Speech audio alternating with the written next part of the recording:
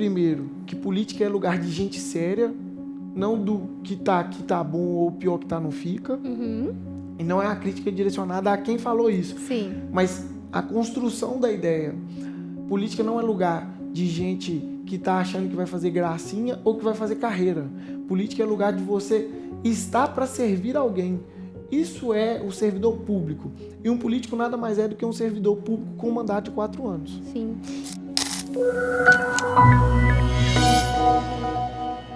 Fala, colaboradores, tudo bem com vocês? Estamos de volta em mais um episódio do nosso podcast. E você que está me assistindo, antes desse conteúdo incrível que nós vamos ter hoje, eu quero que você continue compartilhando os nossos vídeos, indicando, curtindo e comentando, porque assim mais pessoas vão ter acesso a essa informação valiosa que você vai ter hoje comigo. E o meu convidado é uma pessoa muito especial. Hoje a gente vai falar sobre leis trabalhistas, vamos falar sobre política e vamos contextualizar isso tudo na realidade dele hoje. Ele que é advogado, pós-graduado em Direito Público, empreendedor, ele é dono do grupo Braga Advogados. E ele foi o secretário de governo e da administração aqui da Prefeitura de Ipatinga, considerado o mais novo do Brasil. Então hoje está aqui com a gente no nosso estúdio o Matheus Braga. Seja bem-vindo, Matheus. Obrigado, prazer estar aqui. Na verdade, uma honra. Que bom, fico feliz, tá? Muito feliz. Sei que esse ano vai ser um ano muito especial na sua vida. E a gente trazer isso também, toda a sua história e muito conteúdo que você vai agregar na vida das pessoas vai ser muito importante, tá bom? Beleza. Então vamos lá? Vamos lá. Antes da gente começar assim com os nossos conteúdos diretos, eu queria que você contasse sobre você. Quem é o Matheus, de onde você veio e toda a sua trajetória profissional para as pessoas te conhecerem, Matheus. Legal. Bom, eu nasci em São Domingos do Prata, interior de Minas Gerais, fica a 90 quilômetros aqui de Ipatinga. Mas desde novinho eu sempre falei que iria morar em Ipatinga, e desde novinho mesmo. Minha família aqui, eu tenho a família que são empreendedores na cidade, eles são donos de uma autoescola. E desde novinho eu sempre tive essa boa relação, esse sonho de vir para Ipatinga. Eu joguei bola no Ipatinga Futebol Clube aqui, com 13 para 14 anos, estudei no Albanese. E desde então, a minha relação Ipatinga e família se estabeleceu. Eu decidi fazer a faculdade quando eu entendi que não iria jogar a bola mais. Meu primeiro curso que eu tentei foi arquitetura, por influência da minha mãe. Mas, assim, no primeiro dia de aula eu já sabia que ali não era o meu lugar. E decidi ir para o curso de Direito, que eu tinha muito receio, muito medo, porque, imagina, todo mundo fala, Direito, um curso com muito livro, muita coisa, mas decidi fazer. E no primeiro dia eu entendi que, de fato, eu deveria e estava no lugar certo. Desde então, dediquei minha vida aos estudos, participei do governo da atual gestão, do prefeito Gustavo, e montei agora o meu escritório. Mas o Matheus mesmo começou lá atrás, quando ouviu, eu até postei um dia sobre isso, estava agora em Brasília, e postei que o neto da cantineira da escola conseguiu chegar ou estar num lugar que nunca imaginou estar, que era lá em Brasília, ao lado dos senadores e tal. E tudo aconteceu assim, que só Deus para poder explicar. Muito trabalho, muita dedicação. Isso é um pouco do Matheus, sabe? Que tem uma origem simples, que trabalhou e trabalha muito, batalha muito e está lutando para poder vencer e conquistar as coisas. Sim. E essa questão política era algo que você já tinha despertado vontade ou aconteceu? Na minha família eu não tenho nenhum político. Nunca tive. Meus pais não têm envolvimento nenhum político. E eu sempre fui uma pessoa que se incomodava com algumas coisas e algumas realidades do nosso país, da nossa cidade. Isso sempre me moveu de uma forma que eu sempre fui uma pessoa que tinha uma opinião, que buscava entender a realidade, quais eram as dificuldades, e sempre me dispus a querer ajudar. E eu tenho uma pessoa que eu admiro muito e que, graças a Deus, virou um parceiro, que é o Nicolas Ferreira. E ele tem um livro que chama O Cristão e a Política, e nesse livro ele fala muito sobre ocupar espaços. Não existe espaço vazio. Se a gente não ocupa os espaços, outra pessoa vai ocupar. Verdade. E quem vai ocupar? Alguém que talvez não represente aquilo que eu acredito, ou aquilo que nós acreditamos. Então, diante disso, nasceu esse interesse, esse desejo por ver uma cidade melhor. Um detalhe, nós somos a 8ª maior economia do estado, cidade polo da região do Vale do Aço, 2ª região metropolitana do estado de Minas Gerais. Estamos mais ou menos a 500 quilômetros de um porto e a 190 quilômetros da capital. Nós temos um potencial enorme. E nós podemos ser uma cidade pujante, uma cidade que pode levar e mudar a economia, inclusive do estado. Nós somos a região do Vale do Aço, o 2º maior colégio eleitoral do estado de Minas. Então, assim, a gente tem muita coisa, a gente tem um potencial econômico, um potencial de pessoas aqui muito grande. Eu acho que, diante disso tudo, diante de toda essa realidade, eu entendo que nós precisamos ocupar espaços para colocar pessoas que, de fato, vão fazer uma política séria, que vão entregar resultados para a população.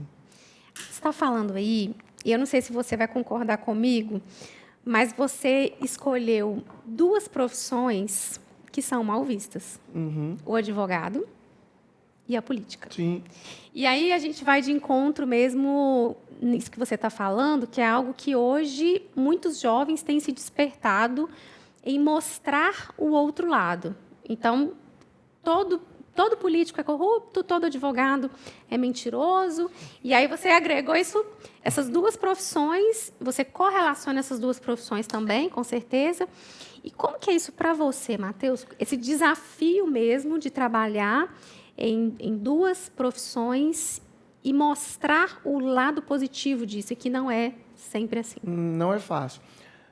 Vamos lá, eu tenho uma visão daquilo que eu falei em relação ao livro do Nicolas, de ocupar espaços. Até pouco tempo atrás, as pessoas não se importavam com política. Verdade. As pessoas não estavam Não nem tinha aí, interesse. não queria saber o que estava acontecendo a nível de governo federal, a nível de governo do estado, a nível de governo municipal. As pessoas não queriam participar e tudo bem se discutir de 4 em 4 anos. A política foi ocupada durante muito tempo por pessoas que usavam da política como instrumento de fazer coisas que não deveriam. E, por causa disso, ficou uma imagem de que todo político é ladrão.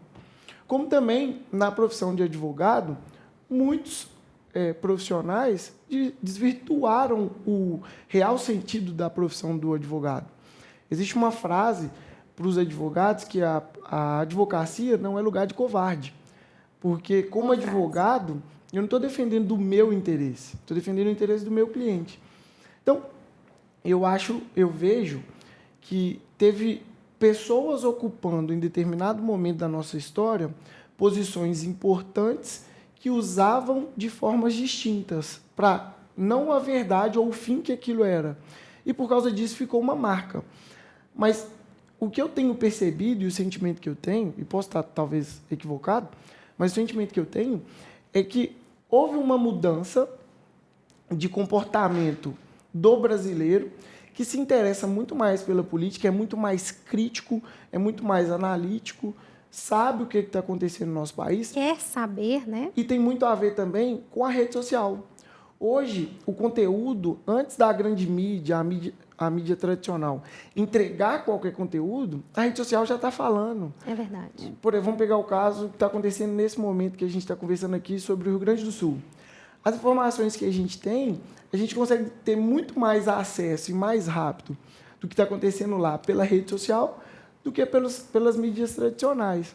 Isso fez uma mudança, inclusive, de comportamento dos próprios políticos, porque eles agora têm um controle muito maior. Então, eu acredito... E eles são mais cobrados também, né? Sim, e o que eu acredito muito e a esperança que eu tenho, que esse comportamento vai levar daqui aos próximos 10 anos, talvez, nós temos uma mudança muito séria e muito radical de como é a nossa política. E isso é bom. O político tem que estar pronto para ser cobrado, porque ele, por exemplo, vamos pegar a realidade do município de Ipatinga. A Câmara Municipal de Ipatinga, ela tem um orçamento durante os 4 anos de 430 milhões, 320 milhões de reais. São 60 milhões mais 20 milhões em emendas. Os 19 vereadores que são eleitos você entrega uma procuração para ele administrar 320 milhões de reais. É muito dinheiro. O político tem que ser cobrado. O que durante os 4 anos os que estavam lá entregaram para a população? Essa é uma realidade que precisa ser falada. E como que a população hoje consegue cobrar esses políticos? Através da rede social. E é muito mais rápido e a pessoa também ela espera o posicionamento, né? Sim. Não só de quem faz, mas de quem não faz. Então, Sim. isso incomoda também, coloca o pessoal para trabalhar, né? Como pode falar. E um ponto importante. Hoje, as pessoas não conseguem mais ter uma visão de um político meio termo, que fica em cima do muro. Exatamente. Você tem que ter lado e mostrar quais são as suas bandeiras. É melhor que você tenha um lado e mostre de fato aquilo que você acredita, quais são os seus princípios, seus valores, suas bandeiras, do que você ficar tentando agradar gregos e troianos. Não E hoje faz ninguém isso. quer isso Não mais, quer. né? As pessoas esperam do político posição. E, por exemplo, eu citei aqui o Nicolas, que é uma referência para mim. Ele faz o sucesso que faz, foi o deputado federal mais votado do Brasil, porque ele é posicionado. Ele indica, ele fala, ele defende, ele mostra aquilo que ele acredita. E é por isso que ele está lá, e é por isso que ele é esse fenômeno nacional. Ele não só defende, como ele mantém. Sim. Porque isso também acontece muito. Quando a pessoa é eleita e ela vai para o jogo político, às vezes ela dá uma titubeada ali no valor e vê que não é bem assim, o Nicolas se mantém firme, né? Isso é realmente admirável. Legal. Como você esteve dos dois lados, vamos falar assim, você é um empreendedor e você também já trabalhou e está trabalhando, né, agora para voltar ao poder público. O que você viu de diferença nesses dois setores, nesses dois mundos? O poder público, ele é baseado por um princípio, inclusive princípio constitucional, está escrito lá na Constituição Federal, que é o princípio da legalidade. Dentro do poder público, você só pode fazer aquilo que a lei te permite.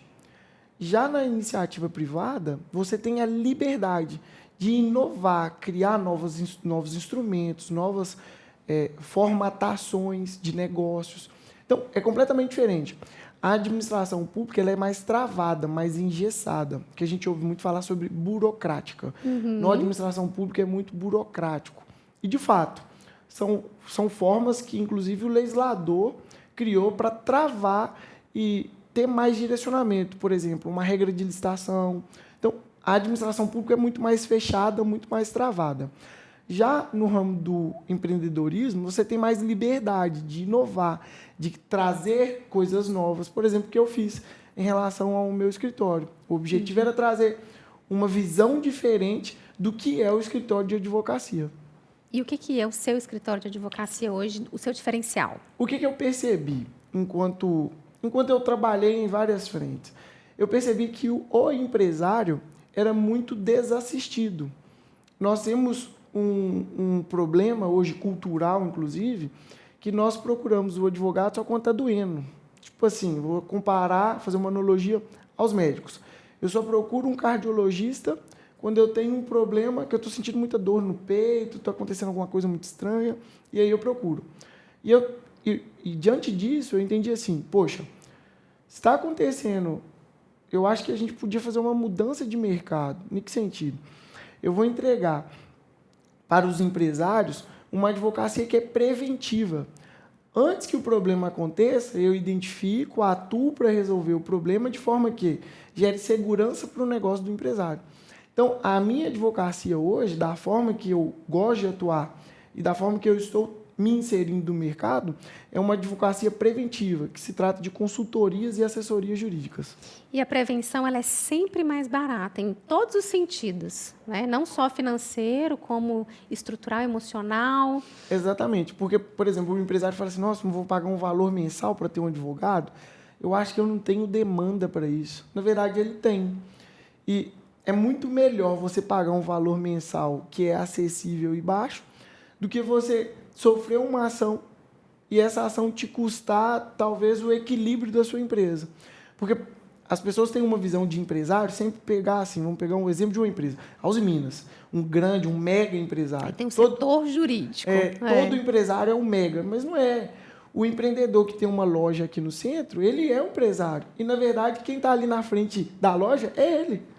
Exatamente. É muito diferente, então a gente tem que ter a noção dessa realidade. E a sua consultoria nesse setor jurídico, ela engloba tudo? Por exemplo, a parte societária, de direitos trabalhistas. Fala um pouco mais específico para os empresários entenderem. O objetivo da criação do escritório de uma assessoria e suporte jurídico é para toda uma relação um complexo que as empresas têm. Então, você tem relação de consumo, você tem relação de trabalho, você tem relação empresa com empresa, que são os fornecedores, você tem a relação de proteção e criação de estruturas de proteção do patrimônio do empresário, que são os complexos de holding, uma série de coisas. Então, todo esse suporte, não só para a empresa, mas também para o empresário, é o escritório de advocacia que vai fazer isso em parceria com a contabilidade. Ótimo. E, às vezes, o empresário que preocupa muito com a contabilidade acaba esquecendo que ele tem que ter um suporte jurídico. Então, essa parceria, esse casamento de ter um escritório de advocacia alinhado ao escritório de contabilidade é extremamente importante. Sim. A maioria das pessoas que nos assistem, elas ou são empresários, o nosso nicho são empresários e colaboradores.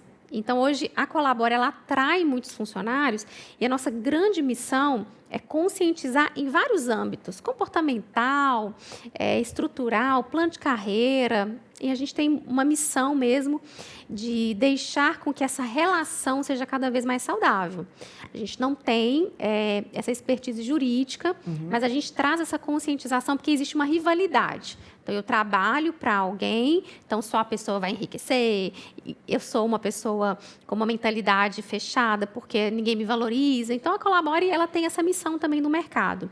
E aí a gente vai entrar um pouco dentro desse assunto das leis trabalhistas, que hoje ela é vista a ferro e fogo, dos dois lados.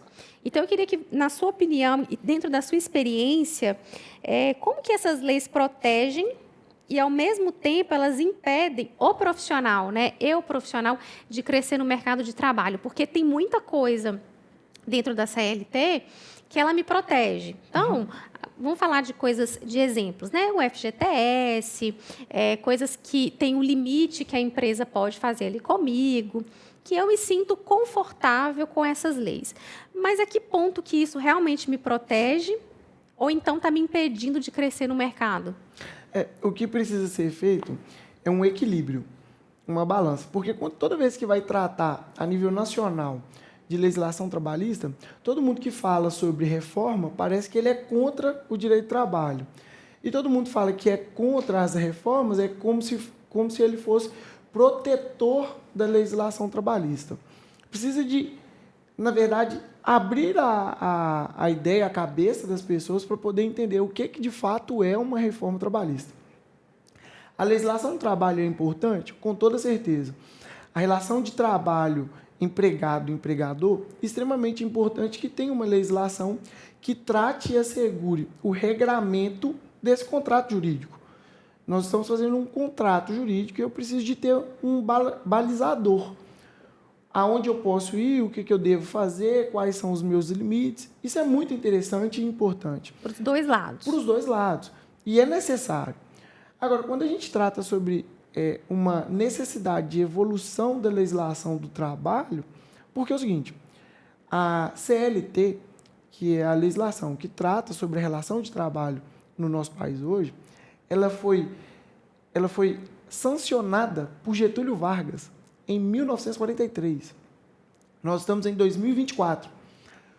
Quantas coisas, quantas relações, quantas novas modalidades de contrato, relações de emprego foram feitas que não estão de acordo com o que de fato hoje é. Então, existe um paradoxo entre o que a legislação prevê e o que hoje é a prática de mercado, como o mercado funciona. E aí existe uma distância muito grande, o que é a necessidade do empregado e do empregador com o que a legislação tem. Tiveram reformas, de fato, evoluímos algumas coisas.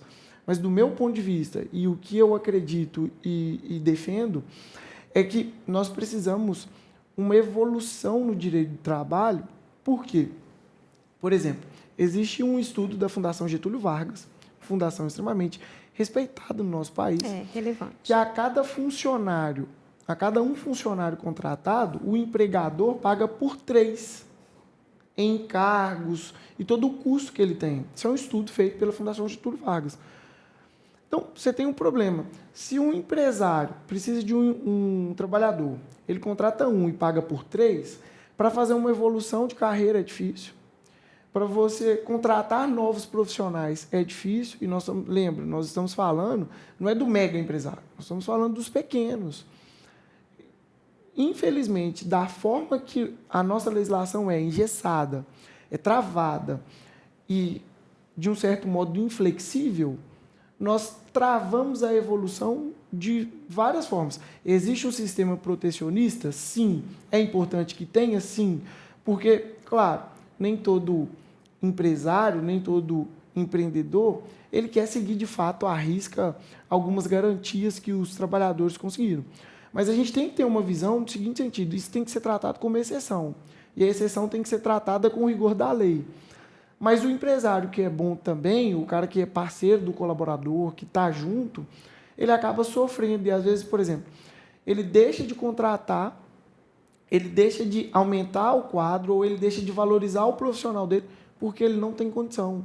E é comprovado por estudos, por exemplo, esse que eu falei da Fundação Getúlio Vargas. Então, a minha visão é que nós precisamos ter um equilíbrio entre a proteção e entre, de fato, o que o empresário pode ou não fazer. E, por exemplo, vamos pegar um exemplo prático. Estados Unidos não tem uma CLT. É verdade. E acho que eu não conheço um americano que quer vir trabalhar para o Brasil com a proteção da CLT. Mas por quê? Existe, e a gente precisa de fazer isso muito bem aqui no nosso país, é o seguinte: o empresário que é bom e ele é correto com as ações dele, ele precisa ser valorizado. E o que é ruim, ele precisa ser punido com o rigor da lei. E lá isso acontece de forma muito séria. E eu entendo que é essa a evolução que nós precisamos. A legislação do trabalho não pode ver o empregador como um vilão. Exatamente. Ele não é um vilão, pelo contrário. A matriz energética de propulsão econômica do nosso país é o empresário. Se o poder público, a legislação, não entender isso, nós estamos travando, criando barreiras para a evolução do nosso país. Então, tem que ter um equilíbrio, tem que ter, de fato, uma proteção do empregador e do empregado. O empregado tem que ser protegido, tem que ter uma relação, uma legislação que cuida disso, mas também a gente não pode ter uma legislação tão arcaica, tão protetora, tão inflexível como é a nossa CLT hoje. Sim. E agora que você está tramitando aí na política, tendo acesso a Brasília, ao Senado, você acha que isso vai mudar? Olha, o problema é o que a política chama de capital político. Eu não sei se hoje, na forma que a política está sendo conduzida pela atual gestão federal, se teria ambiente político para isso. E é um problema, porque precisa, de fato, enfrentar os problemas do nosso país para a gente mexer nas alavancas de crescimento do nosso país. Isso vai mexer com mudanças estruturais, mas hoje, dentro de uma análise pessoal, eu entendo que não tem um ambiente político para poder tratar sobre mudanças importantes na legislação, infelizmente. Infelizmente. Recentemente, assim, não sei a quantidade de tempo exata, Matheus, mas depois da criação do MEI, algumas empresas começaram a optar pela contratação, pela terceirização via CNPJ. E eu sei que tem algumas travas aí na lei trabalhista, porque a pessoa não pode estar dentro de uma empresa prestando serviço através de um CNPJ. Isso é correto? Não é? Porque eu conheço muitas empresas que questionam isso para Colabore nas consultorias. Mas não seria muito melhor, porque ao invés de o meu colaborador está contribuindo para o governo, porque ele está ali pagando o CNPJ dele, enfim, ele tem as suas, vamos falar assim, as suas obrigações tributárias, e eu consigo pagar ele mais. Então, ele vai ficar mais satisfeito, enfim, ele vê esse benefício. É errado? É certo? E se é errado, por que é errado? Depende. A melhor resposta do direito sempre é depende. Porque Se tiver descaracterizando a relação de trabalho de uma forma fraudulenta, aí nós teremos um problema. Se não, se for adequado e puder fazer, aí sim, ok. A situação não pode burlar o que a legislação do trabalho diz. Pode ser feito? Pode, em determinadas situações. E aí depende do caso específico. Mas a ideia a relação de trabalho ela não pode ser burlada ou prejudicada por essa terceirização, sabe? Entendi. Pode ser feito, sim, mas a depender de cada caso, precisa ser analisado de uma forma que não prejudique o empresário e que também não gere uma sensação de, qual que é a melhor palavra, de inversão ou desrespeito à legislação trabalhista. Entendi. Porque, assim, por mais que ele tenha ali o CNPJ, ele tem um vínculo com a empresa. Então, os empresários têm que tomar cuidado com relação a isso e procurar, gente, uma assessoria jurídica, porque pode ser que naquele nicho, naquilo que ele exerce de profissão, pode ser que ele consiga fazer, né? É uma alternativa. Então, a gente pode dizer assim. Sim, é interessante que a cada caso e formato de como é o negócio, a gente analise e tenha uma percepção se é possível ou não. Ótimo. Então, fica a dica, procurem o Matheus. Quais reformas trabalhistas que você sabe, tem acesso e conhecimento, que estão tramitando no governo atual, que vai impactar diretamente o trabalhador? O atual governo impactar o trabalhador? Não. Então, O que está acontecendo na verdade, uma busca por retroceder o que já foi avançado. Então, vai impactar negativamente. Sim, porque, por exemplo, o imposto sindical. Todo trabalhador tinha essa obrigação. Foi retirado. Ela virou opcional. Sim. O objetivo é retroceder. Então, eu não vejo, nesse momento, um ambiente político e um espaço para que tenha, de fato, avanços na relação de trabalho. Isso é um problema.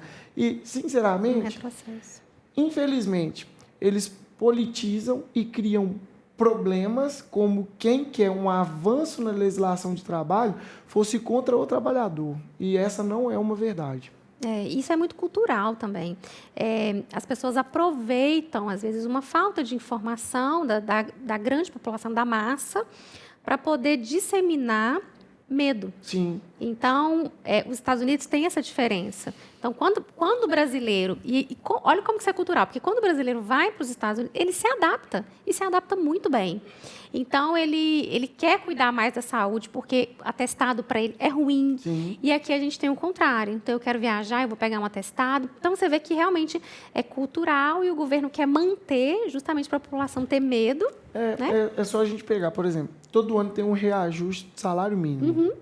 Mas, ao mesmo tempo que o salário mínimo é reajustado, a inflação come quase acompanha. tudo. Então, assim, o que adianta eu ter um salário mínimo fixado, sendo que eu tenho um poder de compra baixíssimo?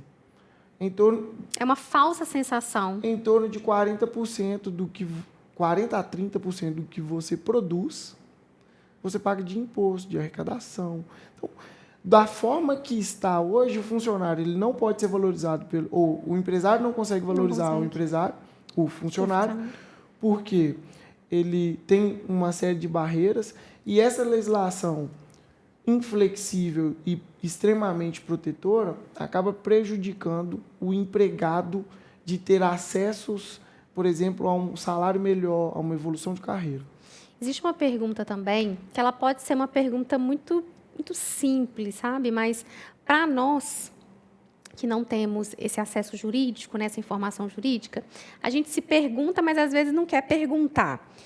Por que até hoje o nosso país tem um dos maiores impostos do mundo? E por que isso não muda, Matheus? A máquina pública é muito cara. Imagina a Câmara de Vereadores de Patinga custar 320 milhões de reais. 320 milhões de reais. Por isso. Insustentável. Infelizmente, enquanto o poder público entender que o custo dele pode ser tão elevado assim, alguém tem que pagar por isso.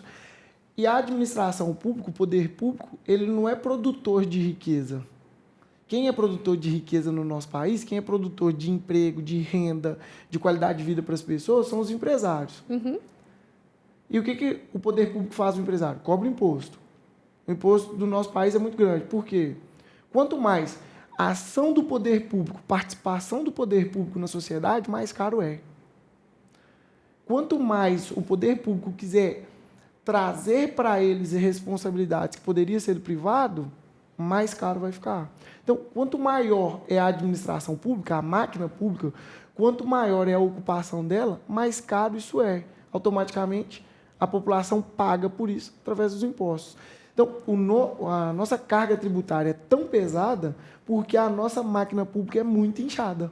E é interessante, assim, eu converso muito lá em casa, né, eu e Marcos, e Marcos sempre fala, isso é verdade. O problema não é que se paga caro, o problema é que a gente não vê retorno. Então, se a gente tivesse boas escolas, o empresário mesmo, ele não consegue, ele paga muitos impostos, todo mundo paga, mas o empresário, ele é responsável também... Sobretaxado. Ele é sobretaxado. E aí ele não consegue acessar aquilo que é público. Sim. Ele também tem direito como uma pessoa pobre, de baixa renda, mas ele não consegue. Então, além de tudo, ele tem que pagar todos os serviços particulares. Então, isso também... Pesado. São muitos excessos, né, para o empresário. Exato. E ainda existe aquela famosa frase, né, que na justiça o empregado sempre sai ganhando. É verdade? Infelizmente. Vamos lá, e vou explicar por quê. Todas as vezes que um empregado entra com uma ação trabalhista, o empresário, e eu atuo muito como advogado do empresário, e vamos lá, e a gente precisa desmistificar isso, porque é o seguinte, não estou falando que as relações de trabalho não tenham direitos trabalhistas que precisam ser, a gente precisa de buscar. Okay. Mas o empresário, em 100% das vezes, ou não vou falar 100% não, 99,9% das vezes, de alguma forma ele vai sair pagando alguma coisa. Ok. Na maioria das vezes, o empresário prefere o acordo do que uma instrução. Isso já aconteceu comigo. A gente tinha provas, documentos, o empresário falou assim, cara, eu prefiro morrer isso aqui, resolver aqui numa proposta de acordo, porque eu já sei que eu vou pagar alguma coisa. Então, infelizmente, a relação da Justiça do Trabalho, ela é muito ou extremamente protetora. Para o empregado. Para o empregado. E, às vezes, por ser extremamente protetora, não tem análise real. Isso não quer dizer, mais uma vez, que o empregado não tenha direito de buscar os direitos que ele se sente lesado. Mas, às vezes, o bom empresário também é lesado por essa proteção exacerbada que existe do Poder Judiciário em relação ao trabalho, devido às condições que é a legislação de trabalho hoje aqui no nosso país. Sim. Tem também uma máxima, na realidade hoje empresarial, que são sobre as mulheres. Uhum.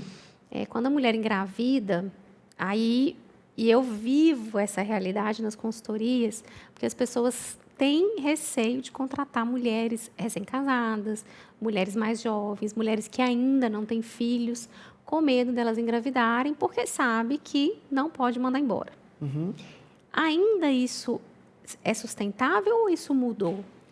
A mulher, quando ela engravida, ela tem o direito à estabilidade no emprego, certo? Certo. Em regra, ela não pode ser demitida, salvo as situações de justa causa, ou se o empresário entender que naquela relação já não existe mais a necessidade de se manter o vínculo empregatício, ele pode fazer a demissão, mas fica guardado todos os direitos da mulher de todo o período que ela tem de estabilidade. Então, do dia que for demitida e for reconhecida a gravidez, ela tem o direito a todo o período de estabilidade. Ele pode fazer a demissão, desde que ele indenize ela em tudo. Entendi. Então, é como se ele pagasse de uma vez o tempo que ela ficaria Exato. ali trabalhando. Isso. Ou seja, pode ser feita a demissão. Pode ser feito, mas o interessante é que... onera do mesmo jeito. O interessante é que, quando se faça, se entender que não há mais possibilidade de relação de trabalho entre as partes e a mulher está na condição de grávida e ele entende que é necessário, naquele momento, fazer a demissão, que faça de forma muito transparente, com um suporte da contabilidade e também com o suporte jurídico. E, claro, de uma forma que ele não desrespeite e não gere nenhuma sensação à mulher pelo fato dela estar grávida. Isso aí seria um outro problema. Ele entender que na relação já não cabe mais e pelo fato da mulher estar grávida, ele pode fazer demissão. Mas é necessário o extremo cuidado para que não haja um entendimento de que foi abusivo e isso pode gerar outros transtornos. Então, a sugestão é que faça, se esse for o interesse e a real decisão, que se faça de uma forma muito transparente, com muito respeito e de uma forma que mostre para a pessoa, para a trabalhadora, que ela está sendo mandada embora, não pela condição de grávida. Isso é um ponto. Mas não pela pode ser falta de um rendimento, algo da empresa. Pela decisão pessoal do empregado, ok. E que está sendo indenizada de todos os direitos trabalhistas que ela tem. Existe uma outra questão também que eu já fui muito questionada a respeito de você ficar com o telefone da empresa. Qual que é o limite que a empresa pode pedir isso ao funcionário? Dele ficar com o telefone, levar para casa, final de semana, às vezes faz um atendimento comercial, ele é comissionado. Qual que é esse limite, Matheus? O telefone da empresa? Da empresa. O melhor caminho para se definir isso e criar um balizador dentro da relação de empregado empregado e empresário é um regimento interno. Ótimo. Porque no regimento interno, quando você está contratando o profissional, lá você define aquilo que de fato ele pode e ele deve fazer e quais são os limites da relação de trabalho. Tudo na relação de trabalho tem que ter um limite de tolerância e respeito. Então, por exemplo, eu estou de home office e estou com o telefone da empresa. Meu trabalho comum é de determinados horários. Há exceções. Um dia aconteceu uma urgência, não sei, uma empresa de internet e caiu um poste que cortou toda a internet da cidade. São casos de urgência. Mas, em regra, tem que ter muito cuidado nesse telefone que está lá, que possivelmente pode, a depender da situação, se isso for uma regra, e o empregado está disponível, trabalhando, resolvendo problemas, ser considerado, inclusive, horas extras. E aí ele precisa, né, remunerar. Sim. Caso haja da parte do empregado, ele recorra. Então, tem que tomar cuidado mesmo, tá? E criar esse regimento. Você falou sobre o regimento interno. Esse regimento interno explica com mais detalhes por que ele tem que ser feito e o que pode conter nele para proteger a empresa judicialmente. O regimento interno, como eu tinha falado, ele é um balizador. Você cria regras para direcionar. É um documento. Isso. Ok. Quando você vai ser contratada, eu te entrego o contrato e junto dele o regimento interno. Lá vão ter as regras de convívio, convivência, uniforme. Uniforme é importante. De forma que o empregado entenda como está estabelecido a regra de convívio, a regra de como ele deve se portar na empresa. Por exemplo, algumas empresas que eu tenho como advogado, que eu sou assessor jurídico das empresas, reclamam muito sobre, por exemplo, brincadeira em ambiente de trabalho. Cara, como é que eu soluciono isso? Vamos criar o regimento interno da empresa. Excelente. Por quê? Com o regimento interno, eventual punição ao empregado, que seja por escrita, que seja advertência verbal, ela está documentada e fundamentada no regimento interno. Porque quando ele foi contratado, ele tinha ciência que aquilo poderia ser uma falta. Então, o regimento interno é muito importante para as empresas, principalmente quando começa a ter uma evolução no quadro de profissionais, de forma que ela resguarde para que, eventualmente, tendo alguns conflitos, ela consiga delimitar e, se eventualmente preciso for, de alguma forma, punir com uma advertência, com uma notificação ao empregado, ele tenha um limite já pré-estabelecido que o empregado não possa falar assim, mas eu não sabia que isso não podia fazer aqui. Ele tem a opção de não assinar? Não, porque isso é regra da própria empresa. Okay. É entregue. Ok. E assim, dentro do regimento interno, na minha área especificamente, eu trabalho diretamente com recepção. Então, quando eu chego na empresa, que eu vou falar sobre a recepção, a primeira aula a gente vai falar sobre imagem pessoal. Sim, muito Então, eu importante. mostro a importância da maquiagem e tudo. E aí vem vários questionamentos. Ah, Tamara, mas eu não tenho condições de manter. A empresa é obrigada, se eu exijo da minha colaboradora estar maquiada, eu sou obrigada a fornecer tudo? Curso, maquiagem? Eu tenho que dar esse aparato para ela? O regimento interno, quando a gente elabora um regimento interno, você não vai nessas tão detalhado assim, maquiagem, mas a gente pega um padrão boticário, por exemplo, Ok. né? Que as meninas sempre estão muito bem arrumadas, com o jeito de cabelo, maquiagem, tudo certinho. O regimento interno pode estabelecer, sim, um padrão que a empresa pretende, devido às condições, aquilo que ela entende que é necessário. E o interessante é que, para que se evite da empresa que ela tenha algum constrangimento, alguma cobrança, ou o empregado posteriormente acione o Poder Judiciário falando que foi obrigado e forçado, é interessante que a empresa forneça tudo aquilo que ela entende que é necessário para o empregado. Então, isso é mais um bom senso. É um bom senso. Ela exige, mas ela precisa criar esse bom senso também para não ter nenhuma reclamação ou nenhum problema futuro, Isso, né? Isso. E assim, hoje, toda essa assessoria que você entrega, a gente falou no início que você tem um grupo. Isso. Então, fala mais também da sua equipe, né? Os especialistas que tem na sua equipe, até para as pessoas entenderem a importância e a amplitude mesmo desse trabalho que você faz, Matheus. Além de mim, eu tenho mais 2 advogados. A Letícia, que também é pós-graduada em Direito Público e atua em Direito Tributário, Direito da Família. Eu tenho o Vanderlei, que também é advogado no escritório, e ele é especialista em Direito Público, formado inclusive pelo TCE, que é o Tribunal de Contas do Estado. E tem a Letícia, a outra Letícia, são 2, que é assessora jurídica. Então, nós criamos uma ideia de que os advogados eles atuem de uma forma preventiva ao empresário. Então, quando a gente pega, por exemplo, fechei com uma empresa hoje, a primeira coisa que eu faço é sentar e fazer um relatório de atendimento. E eu vou fazer perguntas que para o empresário vão ser assim, mas para que ele está me fazendo essa pergunta? Como é que é seu dia a dia? Que horas que os funcionários chegam? Você paga almoço para o empregado? Ele bate ponto? Os pontos são feitos como? Toda hora, 8 da manhã, meio-dia, os pontos que a gente chama ponto em inglês.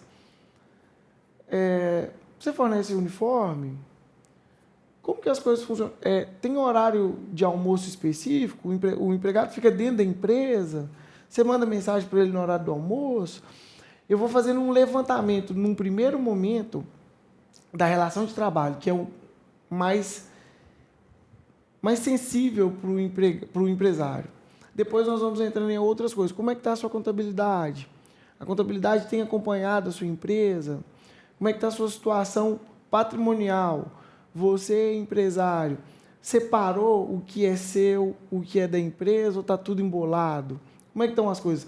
Eu faço como se fosse um relatório de diagnóstico, entendo tudo que está acontecendo, e aí eu vou separando por temas.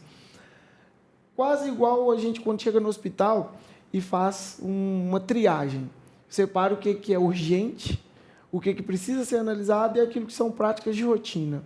Eu faço essa separação, que seria vermelho, amarelo e verde, e aí eu identifico. O que é urgente, eu pego, enfrento e resolvo assim, o mais rápido possível, de forma que a gente vá solucionar alguns problemas. E os demais nós vamos trabalhando. Por quê? Aí você pega a empresa, quando ela está entrando numa assessoria jurídica, e começa a organizar, criar padrões, criar procedimentos. Isso é muito importante. Porque normalmente acontece assim, o empreendedor, ele começa com uma empresinha pequenininha, as coisas vão dando certo, ele vai crescendo. Ele vai indo. Quando ele assustou, ele cresceu, virou uma empresa bacana na cidade, Sólida. Mas ele ainda está com os métodos e padrões daquela empresinha pequenininha que era do fundo da casa, um galpão pequeno. E aí, quando ele vê, ele criou um complexo de relações que ele ainda não está seguro de tudo. E aí a gente entra organizando e entendendo as melhores ações e os melhores cercamentos, proteções à relação. Relação de consumo, relação de trabalho, relação comercial de parcerias. Então, é nesse sentido. É amplo, né? E, assim, das histórias que você pode contar, né, que você pode trazer aqui para o nosso podcast, qual que foi uma experiência que você teve palpável dentro dessa consultoria que você faz, que você conseguiu antecipar o problema ou um grande problema que seu cliente ia ter com uma ação da assessoria? Nós não conseguimos antecipar um problema, mas resolver um. Ah, sim. O que aconteceu? Um funcionário de uma empresa saiu da empresa com um uniforme e estava num lugar indevido, fazendo coisas que não deveria. Isso saiu na rede social, na mídia, e repercutiu não o funcionário, mas a empresa, por causa do uniforme. Porque a gente tinha criado o regimento interno, isso foi motivo de uma justa causa, porque ele afetou diretamente o bom nome da empresa. Então, isso tudo foi resolvido porque, primeiro passo, a gente já tinha identificado essa situação de exposição do uniforme da empresa. A empresa tem um bom nome, a gente tem que zelar pelo bom nome, e quando você, de alguma forma, cria uma ação pejorativa à empresa, nós criamos um balizador que isso poderia ser uma justa causa. E conseguimos e fizemos a demissão por justa causa, sim. Então, deu certo. Deu certo. Então, de certa forma, foi aplicada uma lei que favoreceu a empresa. Sim, com certeza. Que é raro a gente ver. Então, através da assessoria, talvez, se ele não tivesse tido você com entendimento, ainda ele poderia, de alguma forma... talvez o empregado poderia pedir danos morais. Sim. Existem vários recursos, O que a gente fez? A gente criou um procedimento interno na empresa, como se fosse um processozinho mesmo. Convidou o empregado da época para poder prestar um esclarecimento de forma muito respeitosa sempre. Claro. Entendendo qual que era a situação, ele de fato falou que era ele, a situação do jeito que foi, ele pediu desculpas e tudo. Mas a gente documentou de forma que, eventualmente, ele questionasse a demissão por justa causa, a gente tinha documentado as declarações, as testemunhas da forma que foi conduzido, o que repercutiu na rede social em relação a essa situação.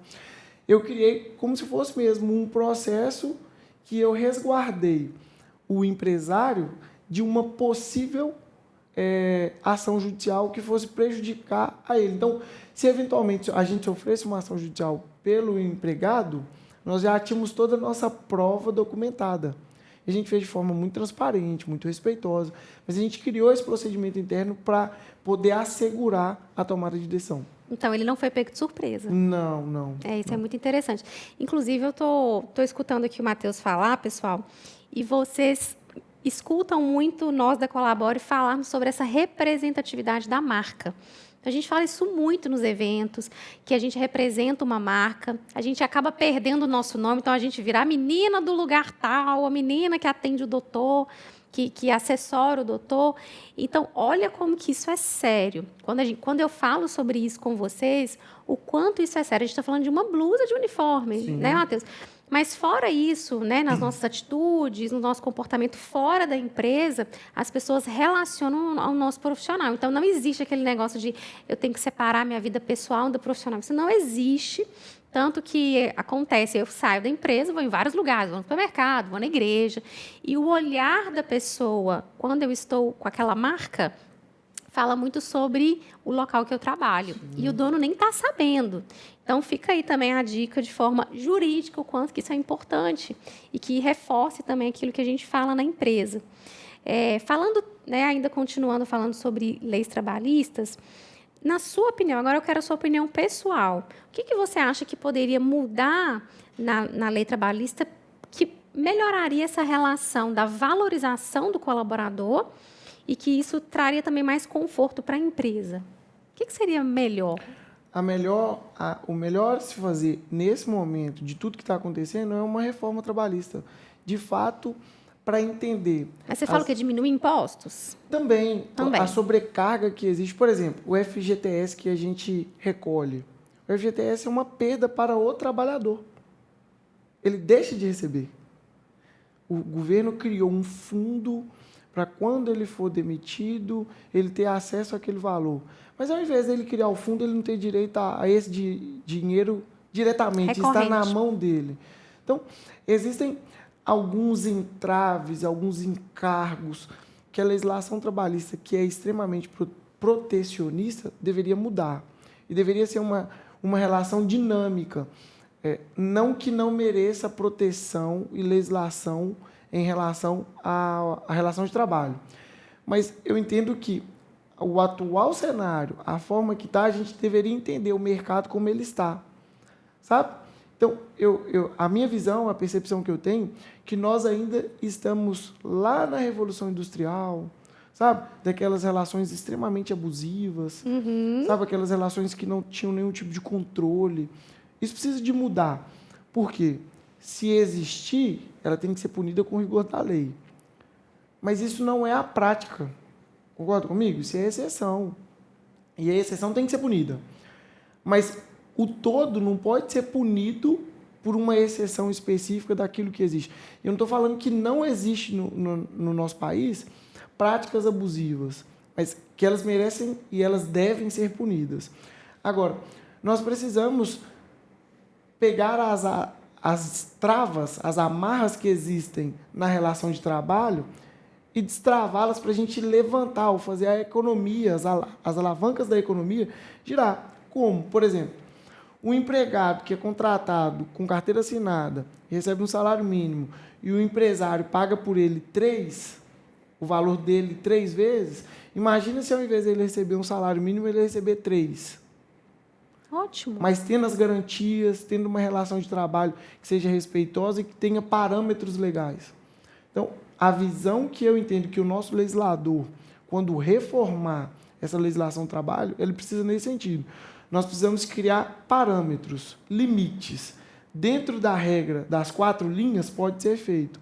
Se você ultrapassar as 4 linhas, aí eu vou te punir. E aí a punição tem que ser com rigor. Por quê? Você valoriza o que é bom e que sabe respeitar a legislação e você pune aquele que quer desrespeitar aquilo que está dentro, estabelecido como regra do jogo. Você dá alternativa, né? Exatamente. Cria ordem. Tem que ser mais flexível, tem que ser mais acessível, tem que ser menos burocrático, menos não tão protecionista da forma que é. Porque hoje, o empregado que se sentir lesado ou que se sentir desrespeitado, ele tem rede social, ele tem mecanismos que ele consegue ir ao Poder Judiciário, à polícia. É muito mais fácil o acesso do empregado aos seus direitos, às suas garantias. E a gente precisa de ter essa separação, de parar de tratar o empresário como um vilão. O empresário não é vilão. E isso precisa ser estabelecido na relação. Aquele pensamento sindicalista, sabe, fechado, que o empresário é vilão, que tem que pagar mais sempre. Que o empresário só desfavorece o empregado. Poxa, no nosso dia a dia, quantos patrões viram amigos dos empregados deles, que frequentam casas, as famílias se conhecem, e isso acontece. A gente tem casos no nosso convívio que a gente fala, que a gente vê isso. Mas a gente precisa entender e separar isso de uma forma que as relações de trabalho estejam extremamente protegidas e resguardadas por uma legislação, mas que também não onere o empresário a ponto dele ficar com medo de contratar, a ponto dele ficar com medo de demitir o empregado, que não é aquele profissional que ele espera. Nós precisamos ter mais liberdade no mercado. O mercado é dinâmico. Muito dinâmico. Hoje lança um telefone, daqui a 15 dias tem um novo. Essa dinâmica de mercado ela tem que ser atualizada, inclusive com a legislação. Sim. E é essa visão que eu tenho, esse sentimento que eu tenho, que precisa tirar um pouco da politicagem, porque o mal da política é a politicagem. Eu defendo isso, se você tem uma visão contrária à minha, você não presta, Isso dificulta muito. Muito. Né? E precisa discutir política de verdade. Quais são os limites que eu preciso ter como regra do jogo? O que a gente pode flexibilizar e dar mais liberdade para o mercado? Mas precisa de uma conversa transparente e honesta, para que todo mundo entenda que não existe um vilão, alguém que está querendo ser melhor e ganhar mais benefícios. Não. As pessoas. Vamos entender numa relação de fato como ela é. Tá, o que a gente pode ceder, o que a gente pode melhorar, o que a gente tem que travar que não é uma situação... Opa, isso aqui a gente não pode evoluir nesse sentido ainda, porque a gente precisa de um resguardo. Ok, mas precisa de um debate maduro sobre a legislação trabalhista do nosso país, a ponto que o empresário ele consiga melhorar as condições para o empregado tenha uma valorização. Porque eu tenho certeza que todo empregado seletista, que amanhã o empresário chegar para ele e falar assim, cara, eu vou te dar um aumento do dobro do seu salário. Você recebe um salário mínimo, vou te pagar 2 agora. Ah, por que não? Porque agora a gente pode fazer assim e dessa forma. Todo empregado adoraria. Ia gostar. Na minha visão, não tem valorização melhor ao profissional do que pagar e remunerá-lo bem. Eu acho que isso valoriza e incentiva o profissional a ser melhor a cada dia mais. Mas como que você vai fazer isso? Numa relação que está extremamente ultrapassada e que não caro, consegue né? entender a realidade do mercado. Sabe? Então é nesse caro. sentido. Empreender no Brasil é um desafio, né, diário, Matheus? diário. E assim, entrando no âmbito político, você é novo, né, tem toda a vida pela frente, tem a sua empresa, já tem o seu nome assim no mercado bem posicionado. Você esteve na Secretaria de Governo e agora você quer atuar de forma como um protagonista, né? Como secretário, você teve ali, sim, né, o seu protagonismo, a sua relevância, mas você quer agora um novo caminho. Você teve, assim, algumas pessoas que gostam muito de você, que te chamam e falam assim, não mexe com isso, política é muito difícil, toma cuidado para você não se corromper, porque por mais que você quer fazer diferente, você realmente precisa ter cuidados. E aí, esse ano, você quer tomar novas decisões na política. Por quê, Matheus? Vamos lá. A partir do momento que você se posiciona e você coloca aquilo que você acredita e mostra isso para as pessoas, automaticamente vem as falas contrárias e principalmente a politicagem. Isso é uma coisa que é péssimo na política, que é a politicagem. Tentar denegrir a imagem, criar mentira, tal da fake news, criar uma série de coisas que não fazem parte da realidade. Mas eu tenho uma visão muito centrada de que o seguinte, se você quer crescer e expandir, não tem como alguém você vai incomodar. Faz parte do jogo. Mas eu decidi ter uma posição política porque eu entendo que é necessário que as pessoas ocupem espaços. Sim. Enquanto pessoas que têm princípios como os meus, valores que eu carrego e aquilo que eu acredito, não se posicionarem, outros vão. E aí a gente ouve muito na política assim, pior que tá, não fica. Sabe? Isso não pode existir. Nós somos um país que temos uma economia pujante, nós somos uma cidade. Mais uma vez, nós somos a 8ª maior economia do estado, nós somos a 2ª região metropolitana do estado de Minas, região do Vale do Aço, nós somos de aço, mas nosso coração não, né? Exatamente. Nós estamos numa região extremamente pujante na economia, porque nós estamos próximo da capital, próximo a 500 quilômetros de um porto. Nós temos os 3 modais de transporte, ferroviário, rodoviário e aéreo. Nós somos uma cidade e uma região que poderia ser muito. Então, se a gente não tiver dentro da política pessoas que tenham interesse e que tenham vontade, de fato, de fazer uma política séria, nós vamos continuar sendo uma cidade grande com pensamento de interior. Exatamente. E tem muitos problemas na nossa cidade que precisam ser resolvidos, não por culpa de uma pessoa específica, porque precisa do debate de fato necessário. E essa união também na Câmara. Nós temos problema na saúde do município? Temos, mas como solucionar? Quais discussões precisam ser feitas? Como resolver o problema? Por exemplo, na pandemia. Durante a pandemia, 100% dos leitos foram ocupados na nossa cidade. 80% dos leitos ocupados não eram de pessoas da nossa cidade. 20% eram. Poxa, Sério, né? Sim, muito. Mas como que a gente faz para não atender? Não existe essa possibilidade. O SUS, ele é um serviço universal que todo mundo tem acesso, seja brasileiro ou não, inclusive. Mas o que a gente precisa fazer? A nossa região, como eu falei, de ser uma 8ª economia, segundo maior colégio eleitoral do estado de Minas, já passou da hora de ter, por exemplo, um hospital regional. Onde que vai se discutir isso? A Casa do Povo serve para isso. As demandas da população precisam ser ouvidas pelos representantes da população. Como se discute isso? Nossa cidade está enfrentando um problema gravíssimo de segurança pública. Sério. Por quê? Você tem um índice de homicídio sendo elevado. Nos últimos 2 anos, você teve um aumento. Há pouco tempo, a gente teve, quase toda semana, alguém sendo assassinado no nosso município. Como nós vamos enfrentar? Quais são as discussões que precisam ser feitas? A nossa cidade, Ipatinga, é o segundo maior índice de acidente urbano do estado de Minas Gerais. Como resolver esses problemas? Tem pessoas morrendo no nosso trânsito. Nós precisamos de resolver. Como? Essas discussões precisam ser feitas. Por quê? A minha família mora aqui. Eu vivo aqui. A minha avó, graças a Deus hoje, ela está bem, mas ela estava em tratamento de câncer há pouco tempo. Em tratamento de câncer, ela indo para o COR, ela faz aquela travessia ali a pé.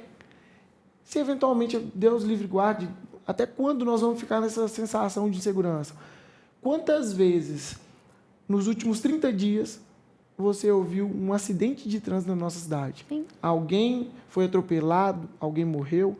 Tá, isso é geral? Sim, mas na nossa cidade está muito grave. É muito evidente. sério. Se parar aqui no centro, no sinal vermelho, você pode ver que toda hora passa um motoqueiro. Nada contra os motoqueiros, mas não é isso. Mais uma vez, o ruim fica prejudicando quem é bom. Uhum. Mas esses motoqueiros que não têm o mínimo de senso, ultrapassam o sinal vermelho.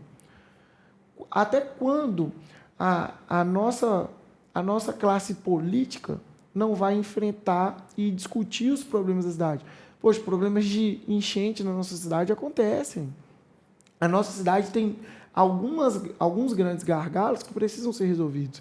E o local de discussão, e é aí que está, a política precisa parar de querer achar um culpado e entender que é um problema de todo mundo. Isso é um problema da nossa cidade. Como que vamos resolver? Parar de achar que tem um culpado, que fulano ou ciclano é culpado, e entender assim, olha, é um problema de todos nós. Como nós vamos resolver isso? Poxa, tem tanta coisa legal acontecendo, tanta modernidade. Serviço de saúde, por exemplo. Existe um negócio chamado gestão compartilhada. Aí olha o mal da politicagem. A gestão compartilhada é trazer a metodologia de gestão do privado para o público. Aí quando se fala sobre isso aqui, eles estão falando que querem terceirizar a saúde. Não tem nada a ver, é impossível fazer isso, porque a legislação do SUS impede em todos os pontos e possibilidades. É só trazer melhoria do que funciona, né, Matheus? Gestão. Quando eu era secretário, existe um negócio chamado 50-50, eu acho que é isso mesmo o nome. Que quando chega uma mercadoria, você tem uma mercadoria no estoque, e chega uma mercadoria nova, um produto. Qual que é a regra? Você traz a mais velha para frente e a mais nova para trás. Para quê? Para você consumir aquilo ali.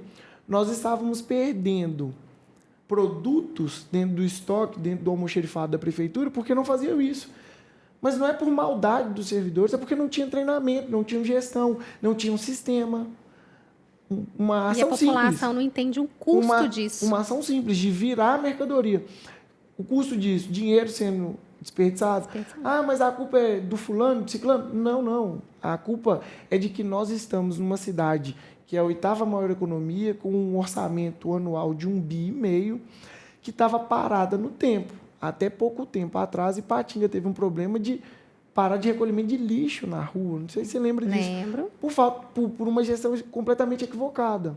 Então, nós precisamos tratar a política de forma séria, de forma responsável, e o principal ponto que a gente precisa entender na nossa cidade é sobre transparência. Chama os setores organizados, a sociedade organizada, para debater temas importantes. a cidade, a sociedade, o convívio, o dia a dia, as pessoas vão conversar com a classe política de como ou por onde fazer, quais são os grandes gargalos, onde enfrentar. Precisa de diálogo, precisa de transparência. Olha, isso dá para ser feito. Isso pode ser feito dessa forma. Não, isso não tem, isso tem um impedimento legal, nós temos restrições. Então, É a população entender também. o que eu vejo é que se pensa muito na viralização, sabe? Fiz um videozinho que ficou legal, vou bater aqui no prefeito, vou xingar o vereador X, mas qual a entrega efetiva ou qual discussão de fato sobre cidade? Até quando nós vamos discutir politicagem e não cidade? E diante disso tudo, e de tudo que eu vivi, porque aí eu tenho que agradecer a Deus a ter me dado a oportunidade de conhecer de fato os problemas da nossa cidade, esses vários problemas, e de poder falar assim, poxa, acho que vale a pena poder ajudar. A minha contribuição, eu posso fazer. Eu acho que eu tenho condição de poder ajudar. A comunidade, por exemplo, sofre muito, porque há muito tempo Ipatinga é cheio de escadarias. As escadarias eram mal feitas, cheias de problemas, de riscos, mal iluminadas, e incentivava o tráfico de drogas, o risco de crimes contra a pessoa. Poxa, vamos entender essa realidade? O que precisa ser feito? Hoje, por exemplo, os vereadores de Ipatinga, eles têm emendas parlamentares, igual os deputados têm. Eles podem destinar recursos diretos, 50% disso para a saúde e 50% disso para atividades da cidade. Poxa, você, enquanto um representante do povo, tendo essa liberdade, e uma emenda parlamentar é de 1.200.000, mais ou menos. Se tem uma unidade básica de saúde que precisa de alguma reforma, e isso chegou ao seu conhecimento, você tem quase R$500 mil ou R$500 mil para destinar para poder fazer isso. Então, a classe política precisa de ter um pouco mais de contato de povo, entender o que a cidade de fato respira e começar a tratar de verdade disso. E diante disso tudo, desse sentimento que eu tenho, sabe, de querer ver uma cidade melhor. Nós ficamos há 2 anos, há algum tempo atrás, quando eu estava assumindo o mandato junto com o Gustavo, nós ficamos 2 anos ou 3 sem aeroporto, porque precisava de um recapeamento asfáltico na pista e o governo do estado, que era o gestor, não dava ordem de serviço. A gente teve que ir lá, conversar com o secretário, na época do governador, para falar assim, cara, até quando? Nós temos vários empresários que precisam disso. Você está atrasando a nossa cidade, a evolução da nossa cidade. Isso é um prejuízo para Ipatinga. Demorou 2 anos para a gente conseguir um recapeamento asfáltico. Nós estamos a 190 quilômetros de Belo Horizonte e temos uma BR, a 381, que a gente demora 6 horas, 5 horas, é natural a gente ficar nessa estrada. Até quando nós vamos viver isso? Nossa região sendo o que é e vivendo o que a gente vive. Então, eu entendo nesse momento que é necessário terem pessoas que têm coragem de usar a sua voz para poder representar as pessoas e falar aquilo que de fato precisa ser feito. Independente, vai desagradar um ou outro, vão criar mentiras a seu respeito, vão querer denegrir a sua imagem, vão querer te prejudicar, não tem problema.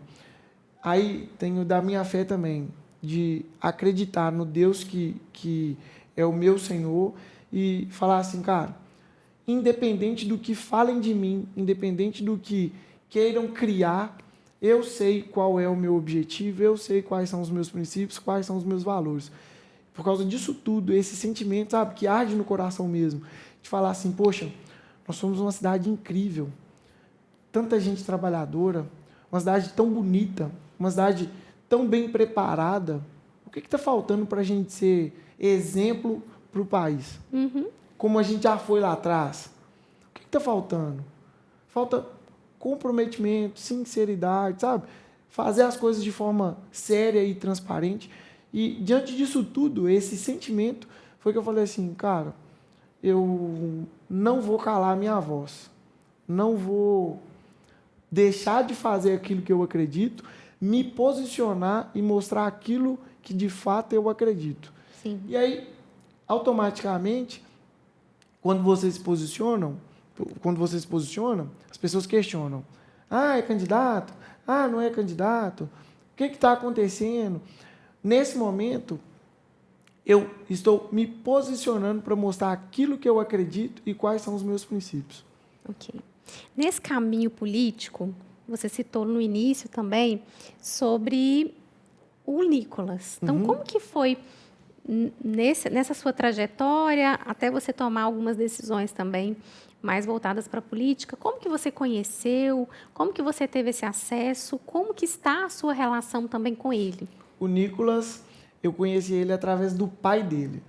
Já tinha ele como uma grande referência, um cara que eu admiro pelo posicionamento, pelos princípios, pela forma de lidar com a política. E eu conheci o pai dele no evento que a gente fez do Bolsonaro aqui em Ipatinga, no segundo turno, que a gente fez uma carreata enorme. O pai dele veio... Com Braga Neto. Isso. Foi. O pai dele, que é o pastor Edésio, ele veio a Ipatinga e a gente se conheceu, ficamos amigos, eu visitei a igreja dele, ele é pastor, visitei a igreja dele em BH, e eu pude contar um pouco da minha história para o pastor Edésio, de quem eu sou, da onde eu vim, o que eu acredito.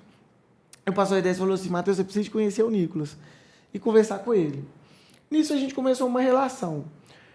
E aí, no ano passado, eu trouxe o Nicolas aqui para a gente poder fazer um evento na igreja. A igreja que eu vou, que é a Igreja Lar, para a gente falar sobre o cristão e a política, que é o livro dele. E ele fez essa palestra aqui, foi muito legal. A igreja deu quase, se não, a ocupação máxima, porque o Nicolas hoje ele é uma marca. As pessoas gostam de ouvir. E aí a gente fez esse evento aqui, ele pôde me conhecer um pouco mais, saber quem eu sou, da minha história, de tudo. E a gente continuou mantendo essa relação. Agora, estive com ele em Brasília, acompanhei ele durante uma semana, foi de terça a quinta-feira, para a gente conversar sobre algumas coisas, fazer alguns alinhamentos, porque o Nicolas foi o deputado federal mais votado do Brasil. E aqui foi muito bem votado. Aqui em Ipatinga ele teve quase 23 mil votos, 22 mil votos e tanto. O Nicolas, ele entende da importância que ele tem, não só para o nosso país, mas também para a nossa cidade. Sim. Então, ele tem buscado e identificado pessoas que têm os mesmos princípios e valores que ele.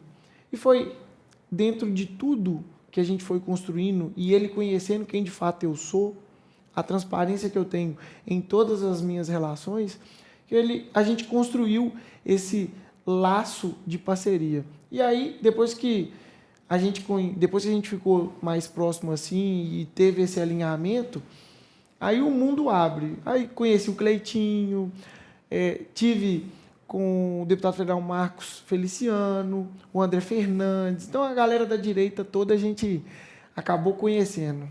Foi mais ou menos isso. Então, você começou a postar sobre essa parceria. Então, ela vai continuar? As pessoas podem esperar isso de você, essa representatividade também dele aqui? Com certeza, com certeza. Se Deus quiser, daqui a alguns dias... Tem projetos juntos? Se Deus quiser. O Nicolas, inclusive, primeira mão, tá? O Nicolas, ele está destinando, falta o empenho, trâmite burocrático, mas ele já mandou o ofício destinando R$200 mil de emenda parlamentar dele para o Hospital Municipal da nossa cidade, para aquisição e reforma dos ar-condicionados dos blocos de enfermaria lá do Hospital Municipal. Isso foi, eu sabia dessa necessidade, levei essa demanda para ele, e ele falou, claro, vamos atender agora. Então, ele já fez esse ofício. Ainda não houve o empenho, não houve o pagamento da emenda, que vai direto para o município. Isso. Está na fase procedimental, né? As etapas que precisam ser vencidas. Sim. Então, tudo que a gente entende que é necessário e que ele precisa se posicionar, a gente tem levado informações para ele da cidade, falado sobre isso, e ele tem um carinho especial por Ipatinga. Durante a campanha, ele esteve aqui, ele esteve aqui há pouco tempo agora nesse evento. Daqui a alguns dias nós estamos articulando de trazê-lo de novo para um outro evento, se Deus quiser. O mais rápido possível nós estaremos divulgando essa data. Eu preciso de fazer alguns ajustes da agenda dele com aqui para a gente fazer um evento bem legal. Mas sim, ele estará aqui, serei um soldado dele naquilo que ele precisar e, com certeza, levantando aquilo e sendo um representante dele, daquilo que ele acredita e dos princípios e valores que ele acredita, porque também são os meus. Uhum. E como você quer, dentro da carreira política, Matheus, qual que é o seu alvo? Falando mesmo de projeção a longo prazo. Qual que é o desejo do seu coração na política a longo prazo? O meu desejo do coração na política é que eu consiga, de alguma forma, contribuir para uma cidade melhor. Mas você tem sonhos também em âmbitos maiores? Federal? De cargos? De cargos. Sim. Plano de carreira. Sim, seria... Depois você foi em Brasília e isso aguçou no seu coração? Com certeza. Mas eu sou muito pé no chão, sabe? Uhum. Eu gosto de ver um passo de cada vez. Seria um sonho, com certeza, estar lá em Brasília e podendo, de alguma forma, deixar alguma contribuição minha. Mas eu prefiro, nesse momento, pensar em como resolver ou como ajudar a solucionar os problemas da nossa cidade. Quando isso acontecer, aí eu falo assim, nossa, agora eu estou pronto para poder dar um passo a mais. Sabe, a sensação de ser... Eu gosto de ter o pé no chão, de tomar uma decisão e uma atitude, seja... De ir dando os próximos passos, Mas né? sim, claro, com certeza. Chegar a Brasília é um sonho, seria muito legal, mas desde que eu consiga deixar um legado primeiro para a nossa cidade. Consolidar primeiro aqui, né? Isso aí. Depois que você voltou de Brasília, você mudou a sua percepção da política? Assim, o que você viu lá? Porque a gente não conhece. A gente vê pela televisão, a gente imagina aquela estrutura, a gente imagina o dia a dia do político, mas o que você voltou com algo que te trouxe até uma esperança, assim, Sim, com certeza. O que você viu de bom que você pode compartilhar? Com as pessoas que eu estou e com o grupo político que eu acredito, o Cleitinho, o Nicolas, o Bolsonaro, eu percebi como eles levam a política a sério. Eu tive tanto com o Nicolas quanto com o Cleitinho. A vida deles é, assim, insana de pensar. Atendem todo mundo, do Amazonas ao Rio Grande do Sul, todo mundo quer conhecê-los, quer tirar uma foto, e eu percebi que eles fazem parte de um movimento, de uma esperança para o nosso país. Uhum. E eu vi a seriedade que eles tratam isso. Sabe, o Nicolas tem muita responsabilidade de saber assim, poxa, se eu errar, se eu decepcionar, eu não vou só decepcionar o meu pai, que é um cara muito sério, a minha família, as pessoas que acreditam em mim. Vou decepcionar uma geração. E isso ele carrega com muita seriedade e muita responsabilidade. E ver isso numa pessoa que tem a minha idade, que tem a formação que é a minha, é falar assim, poxa, nós temos esperança. Esse país pode ser diferente. E acreditar nisso, por exemplo, com o Cleitinho me deu um privilégio. Eu falei com ele que ele me fez um presente de me levar ao plenário do Senado com ele. Quando eu entrei no plenário, o pessoal, você é assessor do Cleitinho? O que você é? Eu falei, não, sou só amigo mesmo, ele me chamou para conhecer e tal. O respeito que o Cleitinho tem do cara que serve o café. Porque ele respeita, ele tem tanta educação, tanto respeito por todo mundo, ele fala, eu sou filho de verdureiro e onde eu estou, a cadeira que eu estou, não me mudou. Não mudou quem eu sou, aquilo que eu acredito. E de fato é. Então, vendo essas pessoas e as pessoas que eu me espelho, que são elas que eu me espelho, nosso país tem jeito ainda, tem solução. E a esperança que eu tenho no meu coração é que, num curto espaço de tempo, nos próximos, talvez, 10 anos, nós temos uma mudança política muito radical. Porque essa turma, o Cleitinho, o Nicolas, eles vão fazer a diferença. Começar do nosso estado, e eu tenho certeza que eles vão conseguir entregar o que a população do nosso país merece. E Minas Gerais está bem representado por Muito eles, bem né? representado. Porque são dois holofotes ali dentro, né? Muito bem representados. Ali em Brasília. Você chega no Congresso, o Nicolas, ele é uma celebridade, como o Cleitinho também. As pessoas falam assim, os próprios deputados levam os filhos para tirarem foto com o Nicolas. E ele sempre muito atencioso, muito respeitoso, ele atende todo mundo. Sim. Então, assim, há esperança. E ele fala muito sobre a esperança somos nós. Esse foi o lema dele, inclusive, a esperança somos nós. O presente pode até ser deles, mas o futuro com certeza será nosso. Ele fala muito sobre isso e eu acredito muito nisso, porque nós estamos construindo com a nova política, essa nova juventude, uma posição de entender, primeiro, que política é lugar de gente séria, não do que tá bom ou pior que tá não fica. E não é a crítica direcionada a quem falou isso. Sim. Mas a construção da ideia. Política não é lugar de gente que está achando que vai fazer gracinha ou que vai fazer carreira. Política é lugar de você estar para servir alguém. Isso é o servidor público. E um político nada mais é do que um servidor público com um mandato de 4 anos. Sim. E como que está essa sua relação também desse entendimento político, da sua carreira como empreendedor com Deus, Matheus? São 3 coisas, né? O meu escritório, e eu trato isso de forma muito profissional, e lá dentro do meu escritório eu não trato política. Ali eu estou falando o Matheus profissional ou advogado. Okay. O Matheus que tem essa veia, esse desejo de fazer essa vida pública, são coisas distintas, mas que eu tenho muita fé naquilo que eu estou me propondo a fazer. E fé, eu acredito que nada seria se não fosse Deus.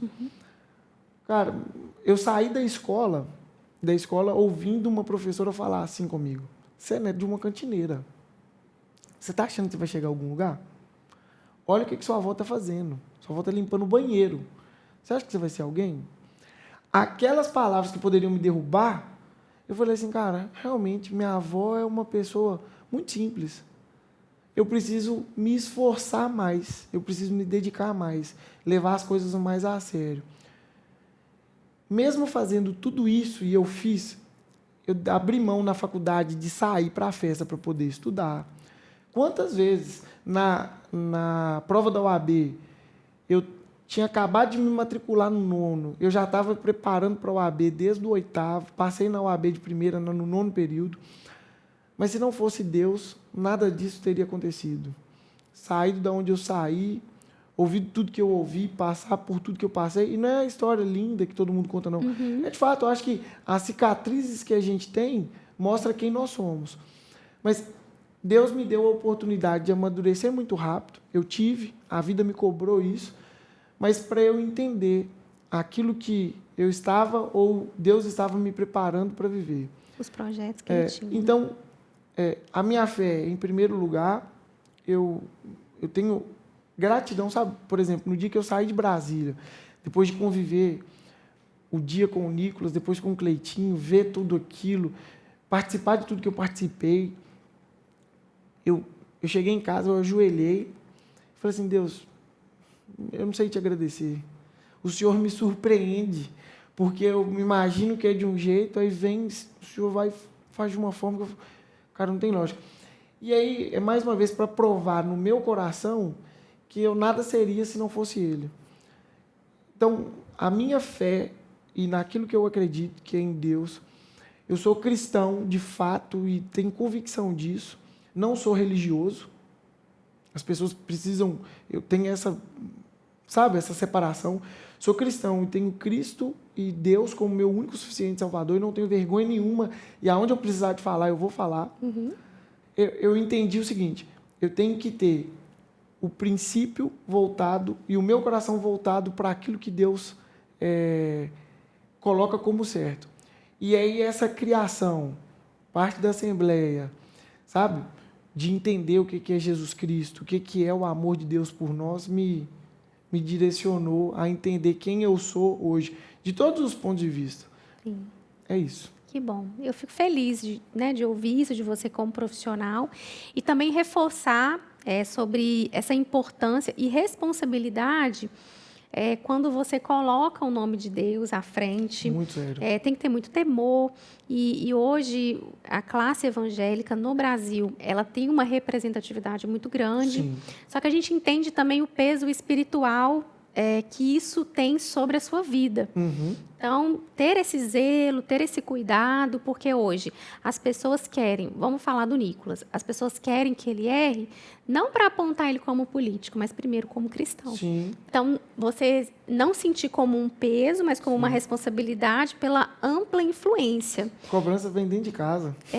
E isso, assim, hoje, as pessoas, elas realmente querem ver não só o Nicolas, mas como outras representatividades evangélicas errarem para apontar o cristão.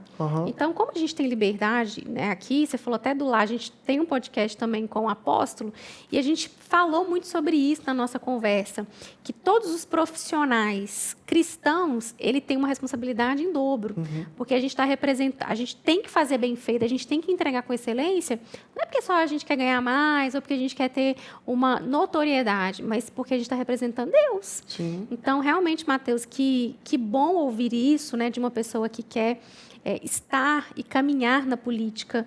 Que bom ouvir isso de um advogado, né? A gente está desmistificando aqui duas grandes profissões com grandes responsabilidades e que você quer ir no caminho contrário. Então, assim, que Deus continue, né, te abençoando, te fortalecendo. A gente sabe que é um caminho difícil, por mais que eu aguento, eu suporto, mas tem dias que você vai estar mais vulnerável, tem dias que você vai estar mais cansado. Aí, nesse momento, vem a fé, vem o sustento, preciso lembrar daquela palavra, né, daquela promessa, preciso lembrar daqueles momentos, igual você falou, né, de Brasília, que os seus olhos puderam ver ali onde tudo acontece, como tudo acontece. Mas você vai conhecer também o outro lado, como você já experimentou dentro da política, junto com o prefeito, com o atual prefeito. Então, que realmente você tenha esse zelo, esse pensamento da representatividade, que é além da política, e que Deus continue mesmo te direcionando, né? Não só nas palavras, mas nos pensamentos, nas atitudes.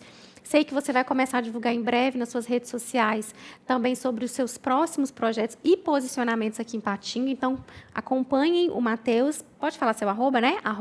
Mateus Lima Braga. Mateus com TH. Isso. Mateus Lima Braga. Nós vamos colocar aqui também, o Fabrício vai deixar aqui para vocês seguirem e começarem a se interessar por esse assunto que faz parte da nossa vida. Não tem como você falar, eu não gosto de política. Política é o que você vive, é o que você come, tudo está influenciado. E por que não a gente pensar em se interessar com conteúdos também, né, Mateus? Que você traz a sua rede social, que são conteúdos acessíveis, conteúdos onde você traz uma conscientização e informação. Quer falar um pouquinho também das suas redes sociais? Hoje eu uso a rede social como um instrumento mesmo de mostrar aquilo que, de fato, eu acredito e as bandeiras que eu carrego. Então, por exemplo, a gente vai identificando algumas situações muito específicas na nossa cidade que precisam de enfrentamentos e não só, tem esse problema aqui. O objetivo é que identifique o problema, dê uma solução a ele e que também busque o direito da população. E eu, graças a Deus, tive a oportunidade de fazer isso lá na Vila da Paz, numa ação muito específica que aconteceu lá, em relação à Copasa. Estava despejando esgoto in natura, ou seja, esgoto mesmo, no Ribeirão Ipanema. E, por causa disso, a comunidade já me conhecia, porque eu ajudo um projeto social que chama Missão Samurai, que atua lá na Vila da Paz. Eles me convidaram para conhecer, e aí a oportunidade de associar o que eu aprendi, o meu conhecimento, ao que precisava ser resolvido. Quando eu fui para lá, eu liguei para a Polícia Ambiental. A Polícia Ambiental fez um auto de autuação. O Ministério Público abriu um inquérito civil de investigação aos possíveis crimes que poderiam estar acontecendo ali. O município de Patinga multou a Copasa em mais de R$100 mil. E agora a gente está movendo uma ação contra a Copasa para toda a comunidade. Então, eu acredito muito que a população precisa não só do que de fato acontece, ou identificar um problema, mas ações específicas, como resolver o problema. E a minha rede social, eu uso ela muito para mostrar os problemas que eu identifico e quais soluções eu posso ajudar. E a ferramenta, talvez, que mais democratizou a forma de acesso às pessoas ao conhecimento daquilo que é a pessoa de verdade. Sim. Hoje a rede social é nosso maior canal de comunicação e conhecimento a respeito das profissões, né, dos projetos das pessoas.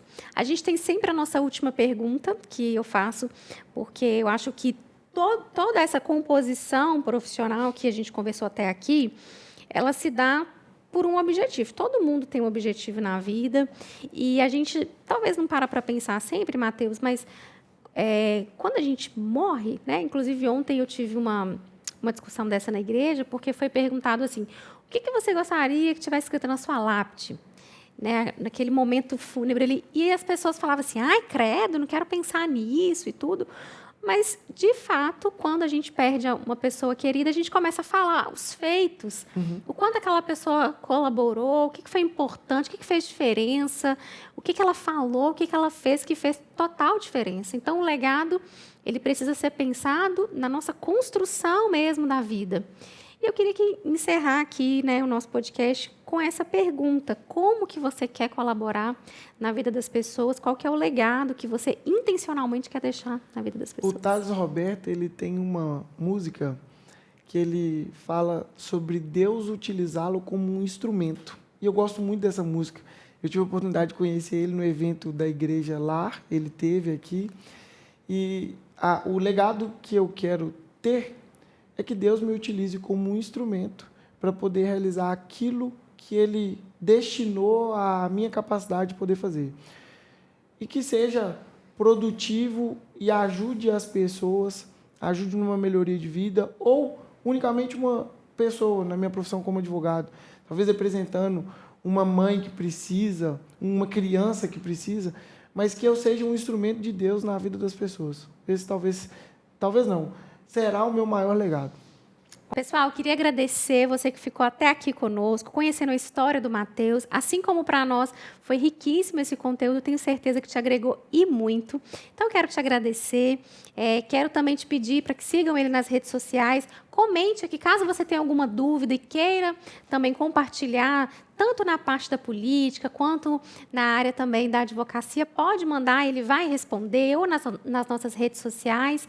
Mas que bom que você está aqui conosco, que bom te ver aqui, né? Sempre você está aqui, continue compartilhando. Não esqueça de curtir e comentar e compartilhar também a nossa página. E que Deus te abençoe, viu, Matheus? Amém. Quero te agradecer. Amém. Muito obrigado por esse tempo. Sei que você tem uma agenda aí super corrida. Obrigado mas pela muito oportunidade. obrigado por estar aqui e compartilhar tanto conhecimento com as pessoas. E, mais uma vez, te desejar aí muito sucesso, que essa caminhada agora em 2024 venha mesmo com a bênção de Deus, com a mão dele sobre a sua vida. Amém. E conte conosco para o que você precisar, tá bom? Amém. Muito obrigada. Obrigado a você por essa oportunidade. Que Deus nos abençoe, Amém. nos proteja. Amém. E que esse trabalho possa chegar de várias formas nas várias vidas que vão atingir, de uma forma que as pessoas se sintam compreendidas e que a gente possa ajudar, que seja pequeno, mas que tenha uma melhoria. Uma relevância, né? Muito Sim. obrigada, viu? Obrigado a você. Continue conosco e não se esqueça, colaborar é evoluir. evoluir.